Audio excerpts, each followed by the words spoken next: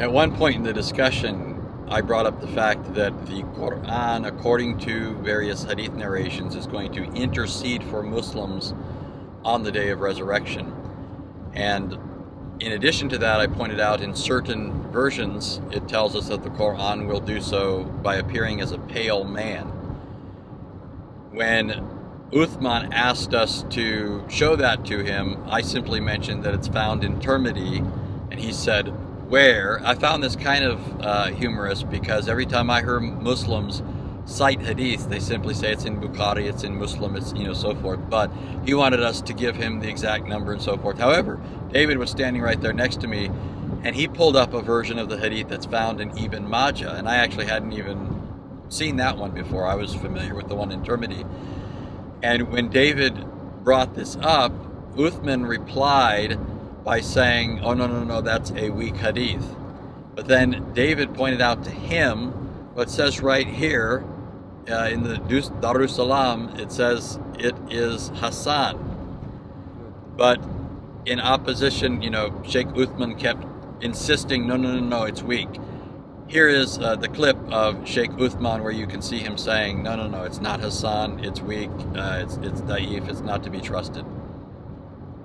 So you've said the fact that Christ, the second person of the Trinity, Son of God, by virtue of becoming human and crying out to the Father, that there's a problem with that, a logical problem, and that's not something that Islam has to do with. Now, number one, I don't think that's a logical problem, but number two, I also don't think that's true Islamically. So I'd like you to tell me where I may have that wrong. I don't think I do, but I grant that you're the Imam, right? So, my understanding, which I have from other Muslims, which is part and parcel of why I hold that, and have read in the Islamic sources, that the Quran itself does intercede for Muslims, or will, on the Day of Judgment, right? The Quran will appear as a pale man and will say that he was the Muslim's companion in life and will intercede for him. Is that not correct? Can you give me a reference for that? That's in the Hadith. Which Hadith? Seriously, you don't think I'm going to go back? I mean, like, I don't know. Are you saying that's not in the Hadith? That is not in any authentic Hadith that I've ever read. So you'd say it's not authentic? Can I finish? Oh, that's fine. If you say it's not authentic, Hold on, take it easy. So, to say the Quran will appear as a pale man, and what did you say it would be with the Quran will intercede for Muslims and will say that it as a pale man? Well, that's in a Tirmidhi hadith, for example. Let's look. I can look for it. Let's look for it. No, hold on. Because see, I like to discuss on evidences. So, can I find a hadith in a Tirmidhi that says the Quran will be a pale man? Let's just find that, and then I will explain from there. Okay. So, but that kind of misses the point that I'm making. You're focused on the pale man part, but I think you and I both know that it's classically Islamic to say the Quran will intercede. So let me explain the shifa of the Quran? Yeah. So explain that. Excellent. The Quran is Kalamullah. You said. You told us that part. That's part of the explanation. Okay, Take it easy, Andy. Okay. The Quran that is read by us, when we read the Quran, that Kalamullah will be an evidence for us. Do you understand what I mean? That the fact that we stayed up at night and read the Quran will make shifa. It will be an intercession. It will not be asking Allah for help or asking Allah separately than anything. It is only the fact that that good deed will be an intercession for you. Like if you had read the actual hadith, it talks about the Quran and another hadith about the siyam, the fasting. Right? We don't say fasting by itself is an entity, but it's the deed that is that intercedes for you. So does the hadith say that the deed of reciting the Quran will intercede for you, or does the hadith say the Quran will intercede? Again, so this is the thing. When you say Al-Quran was Siyam, these two will be shifa. They will be an intercession. Right? So what does that mean? That it is that deed of reading the Quran. Do you understand what that means now? I understand what you're claiming. That's just not what the so let's see says. I searched for it. The first one that popped up, I know it's in Tirmidhi, but the first one that popped up was in Ibn Majah. So in Tirmidhi, there is no such hadith that says the Quran. There is. That's just the first one that popped up when I did. Can we look at the Tirmidhi one first? Okay, I'll find the Tirmidhi. But notice the Ibn Majah version says the Quran will come on the day of resurrection like a pale man and will say, I am the one that kept you awake at night and made you thirsty during the day. Excellent. So let's now go to. Hold on, take it easy. Yeah? You're trying to see that. No, take it easy. This is why. You're not seriously going to go to Google Translate, are you? Nope. Okay. I know you know You're Arabic. funny. I know you know Arabic. You don't but have Arabic keyboard? No. I was just going to show you the takhrij. You know what takhrij is? Okay. The checking of the narration. Okay. This narration of Ibn Majah is a very weak narration. They didn't grade it this week. Can you show me their grading? Yeah, it's in Hassan. Just it back. It's in Arabic now. You just ruined his phone. You can't see anything in English he'll now. see.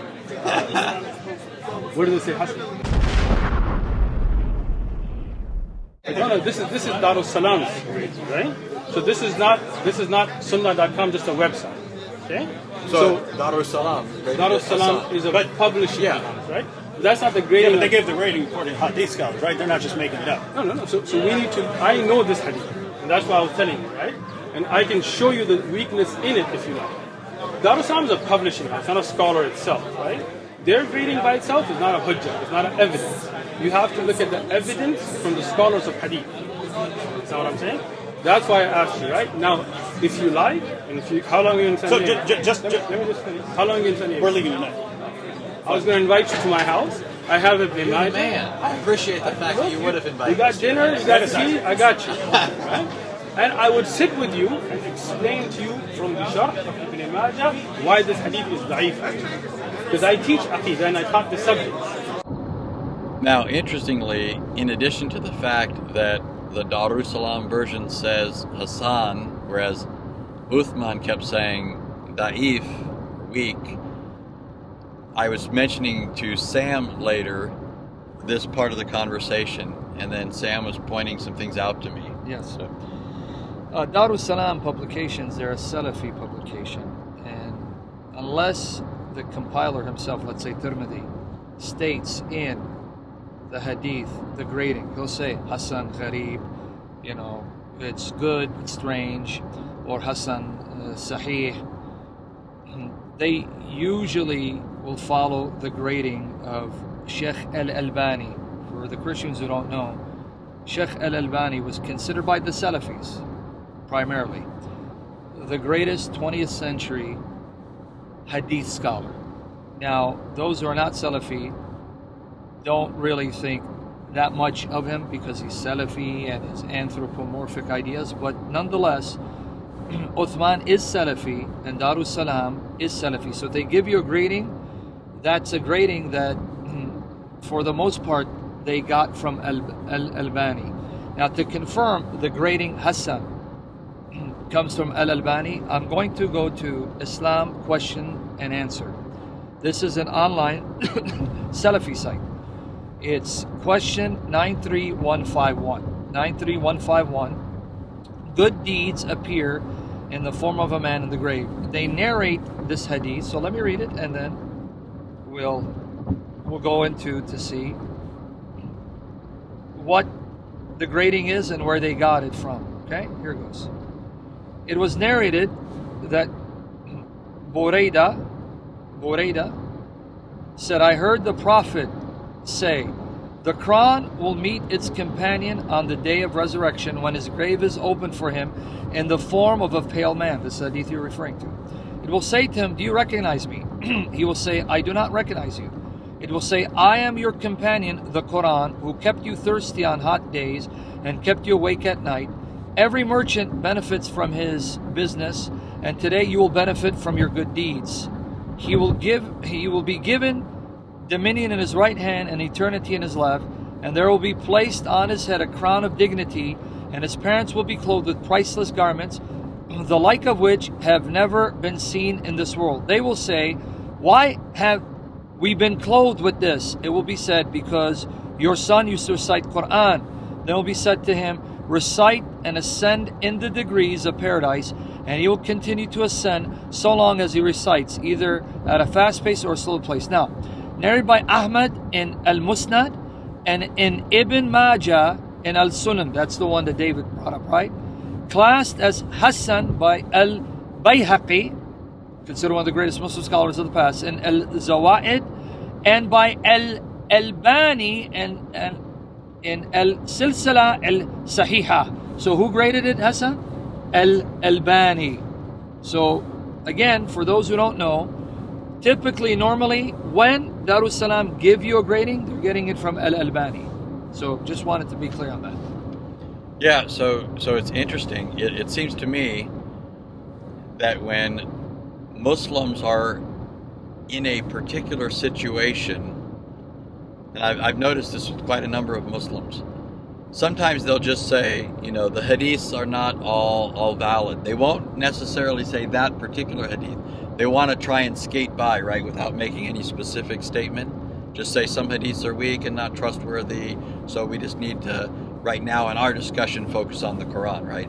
So in my experience, it's kind of like anytime I want to use a hadith, it's automatically valid, right? We just accept it. Anytime you want to use a hadith to talk about Islam, oh, well, that might be a weak hadith or what have you. Well, in this particular conversation, it seems to me that Shaykh Uthman knew that on the spot we're not going to be able to pull up a bunch of stuff and show all these Islamic sources and scholars who classify this as a valid hadith. And so off the cuff is saying, it's weak, it's da'if, and so forth. But he knows, he's got to know, that we could later leave and then look up and see all the different scholars who have, in fact, given it a rating as Hassan or otherwise. And so, for what it's worth, he's wrong. The hadith is in the collections. It is given a sound rating. And I don't know of any, I don't recall him saying anything about any scholars who rated it da'if, in fact.